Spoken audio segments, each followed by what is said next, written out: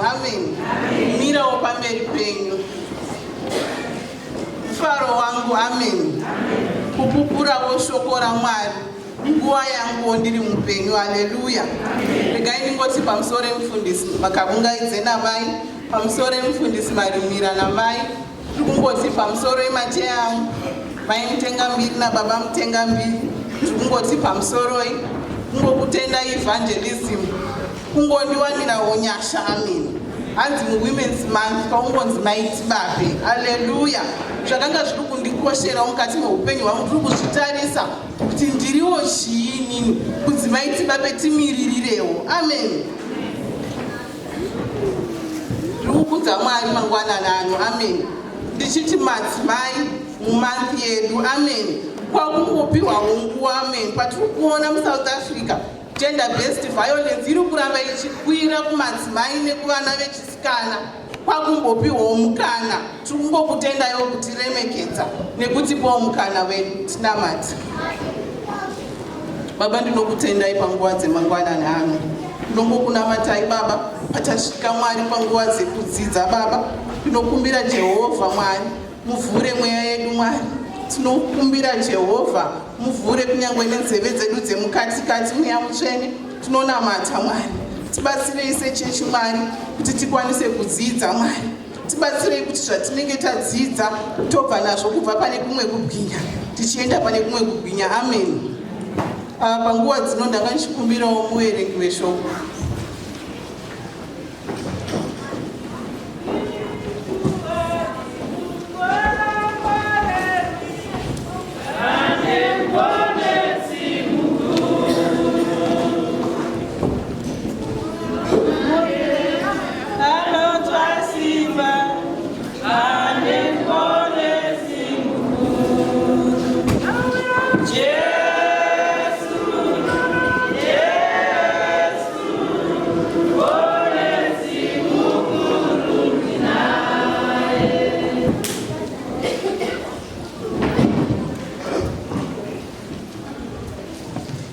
Pamusoro yemufundisi namai Kabungaidze, pamusoro yemufundisi Marimira namai, pamusoro yemagosa cheya wangu weWadzani, pamwe chete nanamai wese varipano.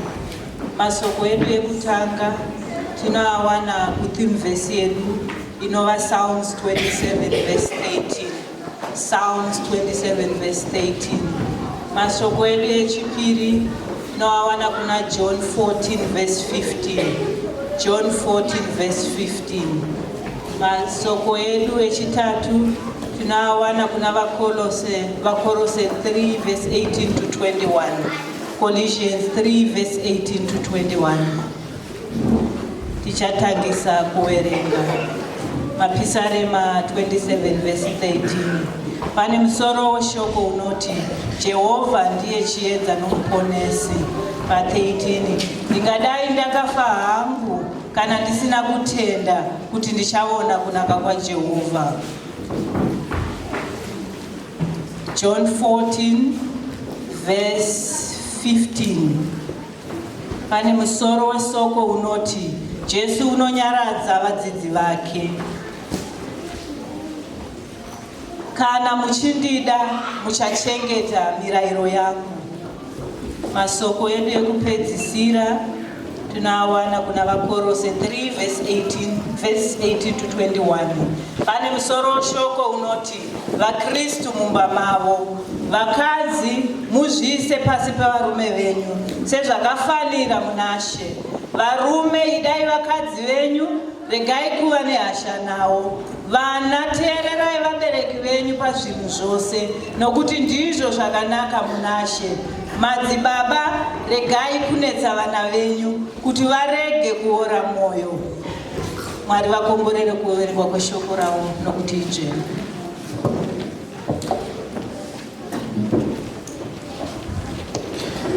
Haleluya. Haleluya. Kungotenda Mwari mangwanana ano, amen. Ndandiri kutaura nambuya Chikodzi mangwanana ano, vanova mai vakandibereka. Chinzwa Mwari kufara mukati memwoyo wangu.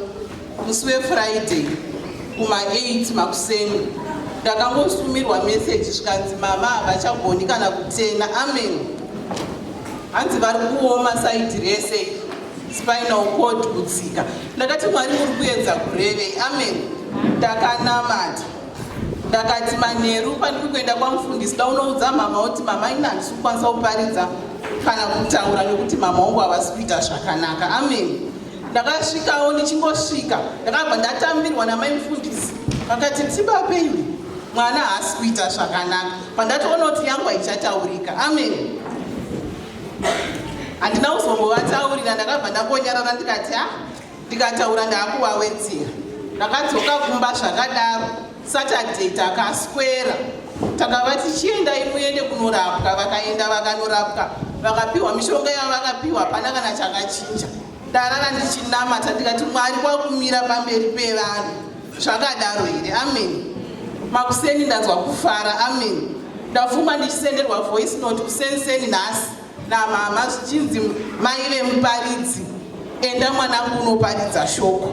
Ivo vanga vachitogeza kuenda kuchechi vachiti mwanangu ndaakutena, hapana kana pari kurwadza. Amen.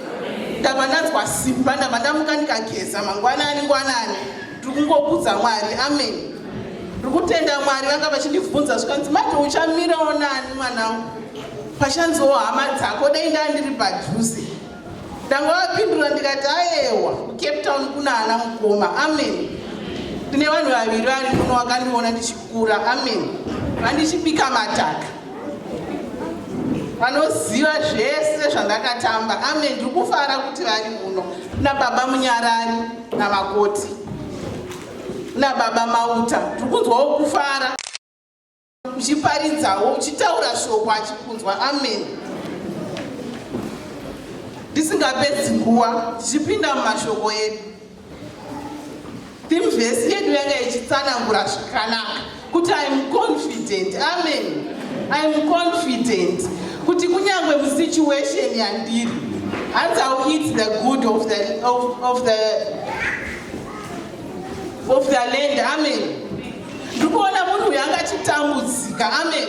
Mukati meupenyu hwake, asi ane faith yekuti achawana zvakanaka mukati menyika ino. Amen. Ndanga ndiri kutarisa iri nyika yedu. Amen.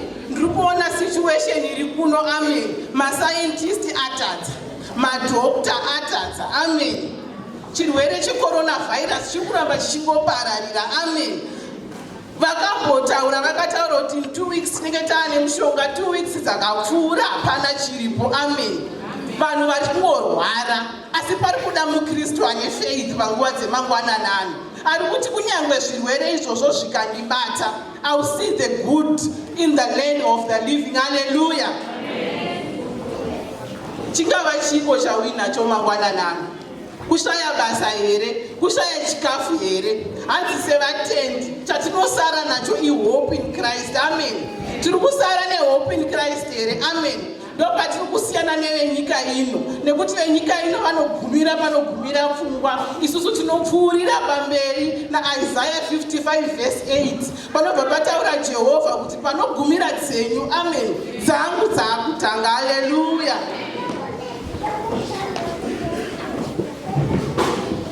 Ndangopfuurawo nepo sana amai takaona zvakanyanya kuti tanyanya kupopota mudzimba umu. Amen.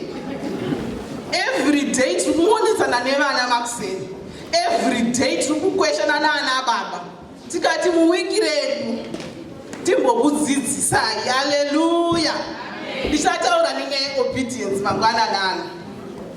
Unazondiregerera ndiri wasu kachingezi. Ndakanga ndichitsvagurudzawo ndakati chii chinombonzi obedience. Junior church pana anoziva kuti what is obedience here? Yes. Ati respect. Hallelujah. Ndisingapedzi nguva regai ndingotaura zvandinazvo. Hallelujah. Ndakaona kuti it's compliance with an order or request or law. Hallelujah. Oh, it's a submission to an authority. Hallelujah. Ndakatsvagurudzawo neshona ndikangoona definition yekuti obedience, kuteerera. Hallelujah. Ndafamba ndikati tinobheka tinobheya kupi nai? Tinobheya kumba. Kumba tina baba vari musoro wemba vanoda kuteererwa. Tina amai vanodawo kuteererwa nababa. Amen. This is a two-way thing. Amen. Tine vana vanodawo kuteererwa. At some point, pane patinodawo isusu sevabereki kuteererawo vana vedu. Kumba, takaenda kuchikoro, junior church, we need to obey at school. We've got prefects at school that we need to obey. Hallelujah. We've got teachers at school that we also need to obey. Kuchechi naika. Tina mufundisi vari pamusoro-soro, ukaona wakura musoro kupfuura mufundisi zvashata. Amen. Tine section leaders vatakaisa isusu kuti uyu ndiye vandinoda kuti agova mutungamiri wangu. Naizvozvo nekuti tisi takamisa pamusoro akataura tinofanira kuteerera. Amen. Tine executive yechurch vatakatendera tikati close nomination, tikaombera maoko muno inoda kuteererwa. Haleluya. Sei pakamboiswa obedience?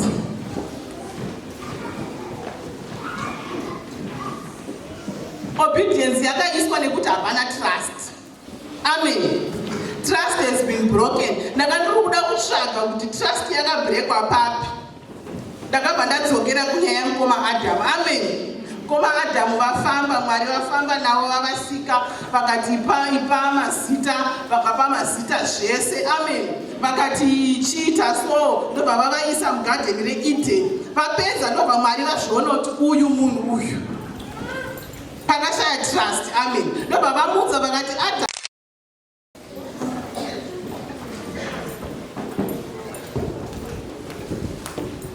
Amen. Tinoona kuti paiva naAdamu, paiva naMwari. Kuti paite obedience, panofanira paine mukuru ari kupa ari pasi. Amen. So pane vanhu two, pane mukuru, pane ari pasi. Haleluya. Ndakazvitarisa futi kuti obedience ndinge ndichiteerera munhu panofanira kuva nerudo. Pane anofanira kuda mumwe kuti aone kuti Adamu akadya muchero uyu arasika. So Mwari vakaipa mutemo. Amen. Kuti Adamu agoobheya. Haleluya. Ine vanhu here munhu? Mafese nyaya kutyisa.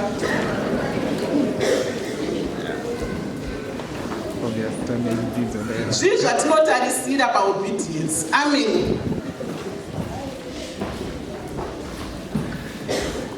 Chinhu chatinotarisa kuti munhu ateerere. Amen. Ini ndinonzi maiti vapi? Kana ndichifamba murodhi, kana ndiri mukadzi akakwana, haasi murume wese anondipa instruction ndikateerera. Amen. Ati babe nevoice rangu ndinorinzwa. Amen. Vakanditi Maikeri ita zvakati nezvakati, ndinofanira kuteerera. Amen. Nokuti pane ukama. Haleluya. Adamu akasikwa naMwari, vakava nenguva, vakataura, vakagadzira ukama pavaivonzi chipa mazita kumombe, chipa mazita kuchii, vakavaka ukama. Haleluya. Wako ukama naMwari wakaita sei mangwanani ano? Unokubatsira here kuti uobheye zvinotaurwa neshoko raMwari?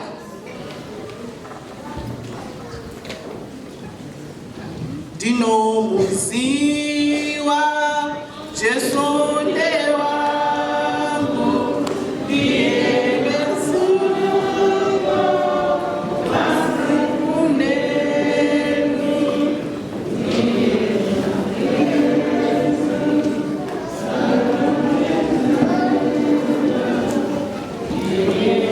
Yehova ana masimba.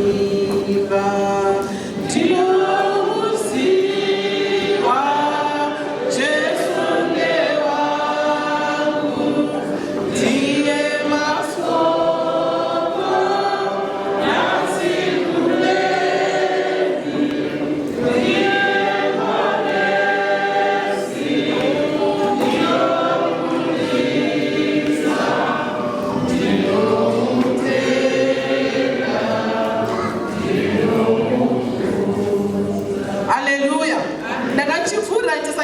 Adam naEve. Eve hachina kumbomunetsa kuti nyoka imudzoti idya muchero. Amen. Hapana patakambonzwa kuti Eve naMwari vakambotaura vese. Hapana ukama. Eve akangosikwa ndobva apiwa kuna Adam, ndobva zvapera. Ukama hwedu naMwari hunosvika papi? Kuti kana Mwari vakuudza kuti obeya chakati nechakati, unofunga here kuti kwete, kana kuti unoita zvakaitwa naEve nokuti hauna ukama naMwari. Haleluya.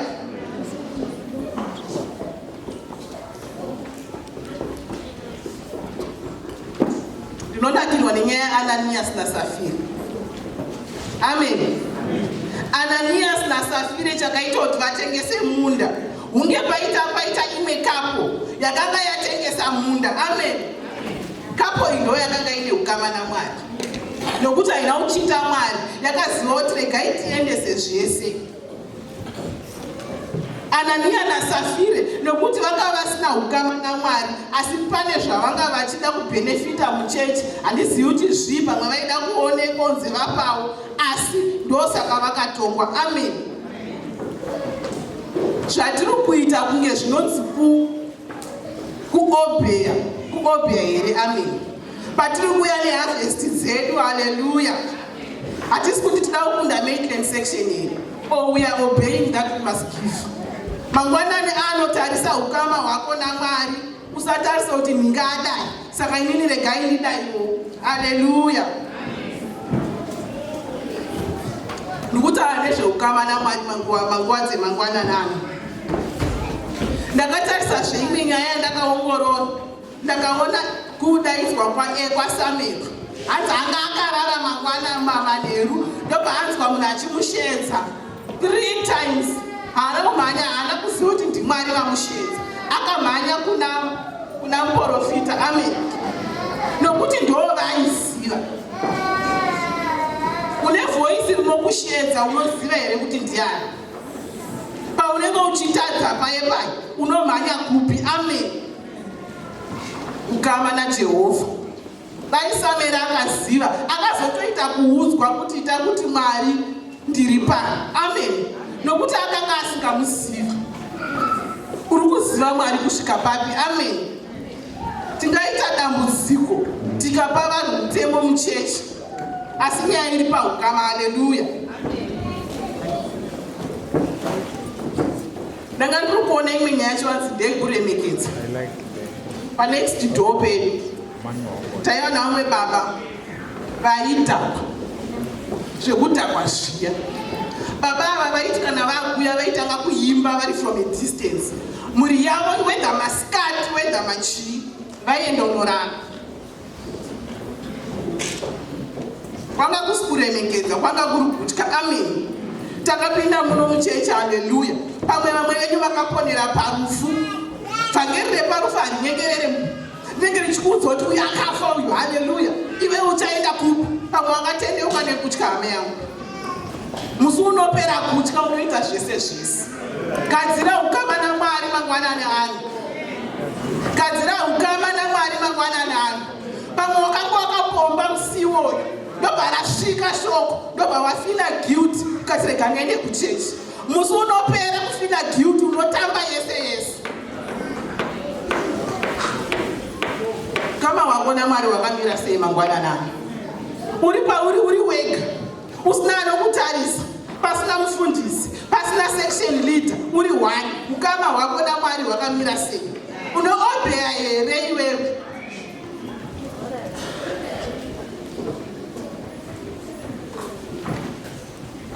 Chii chinoita kuti vanhu vasubmit? Vanhu vasasubmit. Haleluya. Kusanzwisisa chaiko. Vaiti vape vaitwawo chero. Ndabva ndanzwa kufara. Haleluya. Muchechi yaJesu kuti ndazeita chero. Kusanzwisisa chaiko. Haleluya. Executive yaJesu. Haleluya. Tiri kuzwisisa here responsibility yatakapiwa sacheya. Amen. Kuti ndikwanise kutungamira chechi.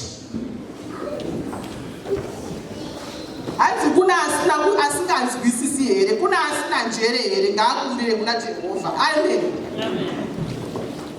Nesusuwo vari kutungamirwa. ndobva ndati inini ndanga ndimbori gosa ndabva ndabviswa paugosa ndonoitwa committee member mune imwe committee ndononetsa imomo. Haleluya. Kative vanhu kwavo. Amen.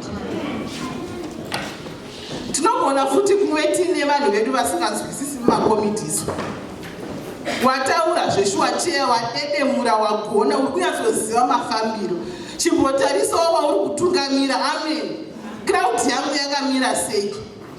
Pamwe pacho tinoneseka namagosa, mamira pano, mukasanzwisisa magosa kuti crowd yenyu yakamira sei. Munogona kushedzera zvamachedzera, vanhu vakasanzwisisa, vanhu vakafamba vakadai, nimi mukafamba makadai. Mukati vane dambudziko rekusanzwisisa chaipo.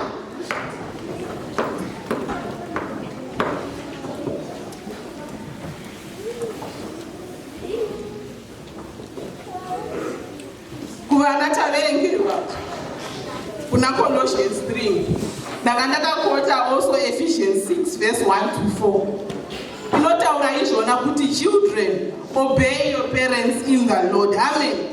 Ndotanga nekuvabereki. Hanzi obey your children in the Lord. Isusu sevabereki, are we in the Lord kuti vana vedu vati obey? Tiri kufamba sei sevabereki? Kune vari kufamba upenyu hwekakanje. Amen. Wekuti unoudza mwana wako ndoda ugodai, iwe unofamba neku the opposite direction. Hanzi vana ava chavanonzwisisa kazhinji kuita kwavo. Inini ndaiva nababa vangu vachinwa peni. I don't remember kana zuva 1 randakanzira achigara pasi kuraira. Asi waiona kuita kwavo, ende taitoziva kuti baba vangu havadi chakati nechakati, asi vaisatudza kuita kwavo. Pauro anobva anyora akati tiri tsamba. Amen. Vana baba vana mai zvatinoita tiri tsamba. Haleluya.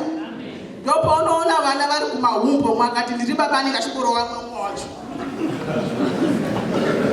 Uri tsamba ipi kumwana wako? Amen. Zvatinodyara ndo zvatinokohwa. Denga harinyengedzwi. Haleluya.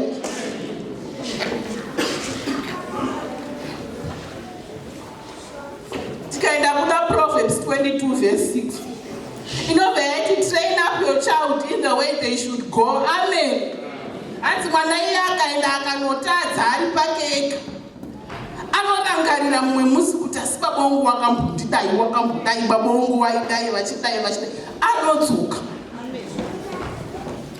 Tiri kudzidzisa vana here mangwanana kana kuti tiri kungomuka totomhanya kumachaa kuti vaone sadza? Amen. Vanhu vakawanda vanotaura kuti mai vangu vanga vari muyuna vachinamata. Mbozvibvunza wega mubvunzo kuti musi waunofa mangwana yuna iriko here nevana vedu vatinavo? Vangani vana vedu mudzimba vanogona Mwari mubatsiri, ivo vari pambera. Kana tikaiva tusumuke, hatuiziwe, asi mai ndakapfeka chechi iri kugumira pauri. Amen. Kuda nekusaida ichagumira pauri neblue dress rako. Amen. Nekuti hatisi kupasa on the information. Usavafose vazokura vakumatineja uko zvakuramba ukati mwana haa. Kuvana vaninyina vangu vemayevu vasikana nevakomana, denga harinyengedzwi. Amen. Thank you. Denga harinyengedzwi. Haleluya. Vamwe vacho vaane passport, aane makiye pamba pake, anozviendera kubasa. Why obey? Hapana anondiona. Amen. Tiri pano tisu vabereki venyu tinokuona. Haleluya. Hanzi chaunodyara ndo chaunokohwa. Amen. Yeah. Ndambozvitaura kuti uri pauri wega. Uri pauri wega. Who are you obeying? Shuwa munoti chatiri. Chechen society kamira tikati makorokoto zvikasanofamba nekuti unewo wakanyengedza. Amen. Yeah. Mai vangu vaigara vachindiudza kuti regai ndikuudze vai vaadvise kuti vana